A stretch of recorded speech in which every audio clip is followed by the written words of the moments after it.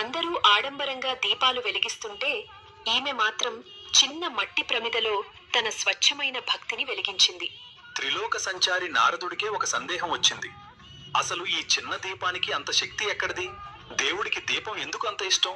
నారదుడికి సందేహం వచ్చిన వెంటనే సమాధానం కోసం సాక్షాత్తు ఆ శ్రీ మహావిష్ణువు దగ్గరికే బయలుదేరాడు నారదుడు. నారాయణ, నాదొక ధర్మ సందేహం. మనుషులు పూజలో దీపం ఎందుకు వెలిగిస్తారు?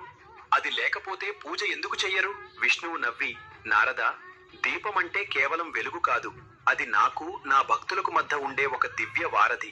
చూడు నారద, ఆ దీపపు జ్యోతి సాక్షాత్తు పరబ్రహ్మ స్వరూపం. అందులో త్రిమూర్తులు ఉంటారు. అది వెలిగినప్పుడు దేవుడే స్వయంగా అక్కడ ఉన్న. చీకటి అంటే అజ్ఞానం. మనిషి మనసులోని భయం, సందేహం అన్నీ ఆ చీకటిలోనే ఉంటాయి. దీపం వెలిగించగానే చీకటి పారిపోతుంది. అంటే దేవుడిని అజ్ఞానం పోగొట్టి జ్ఞానం ఇవ్వమని అడగటం. నారదుడు మళ్ళీ అడిగాడు, మరి స్వామి, ఒకటి కాదు 2 వత్తులు వెయ్యాలని ఎందుకు అంటారు? నారద, ఒక ఒత్తి జీవాత్మ, మరొకటి పరమాత్మ. ఆ రెండూ కలిస్తేనే పరిపూర్ణమైన వెలుగు. అంటే మనిషి దేవుడితో ఐక్యం కావాలి. అంతేకాదు, గృహస్థాశ్రమంలో భార్యాభర్తలు ఇద్దరూ కలిసి ధర్మబద్ధంగా జీవించాలనే దానికి కూడా ఇది గుర్తు. మరి ఎప్పుడు వెలిగించాలి? సంధ్యా సమయం. అప్పుడు అసుర శక్తులను తరిమికొట్టడానికే దీపం వెలిగించాలి. అలాగే బ్రాహ్మీ ముహూర్తంలో దీపం వెలిగిస్తే ఆ రోజంతా దైవ చింతనతో ప్రశాంతంగా సాగుతుంది. నారద, ఈ దీపం పాజిటివ్ ఎనర్జీని ఇంటి నిండా నింపుతుంది. నెగటివ్ శక్తులను దరిచేరనివ్వదు. ఆ జ్యోతిని చూస్తూ ధ్యానం చేస్తే మనసు కుదుట పడుతుంది, ఏకాగ్రత పెరుగుతుంది, ప్రశాంతత లభిస్తుంది.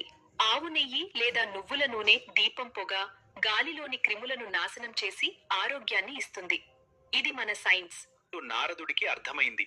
ఓహో, దీపం అంటే మామూలు విషయం కాదు, ఇన్ని అద్భుతాలు ఉన్నాయా అని ఆశ్చర్యపోయాడు. విష్ణువు భూలోకం వైపు చూపిస్తూ, చూడు నారద, ఆ పేదరాలు వెలిగించింది మట్టి దీపమే కావచ్చు, కానీ ఆమె భక్తి అనే నూనెతో అది వెలుగుతుంది. కాబట్టి దీపం మన సంస్కృతి, మన ఆరోగ్యం. దానిని ప్రతిరోజు వెలిగించడం మన కర్తవ్యం. దీపం జ్యోతిహు పరబ్రహ్మ అని ఎందుకు అన్నారో ఇప్పుడు అర్థమైంది కదా. మరి మీరు మీ ఇంట్లో ఏ నూనెతో దీపం వెలిగిస్తారు? నెయ్యా, నువ్వుల నూనెనా? కింద కామెంట్ చేయండి.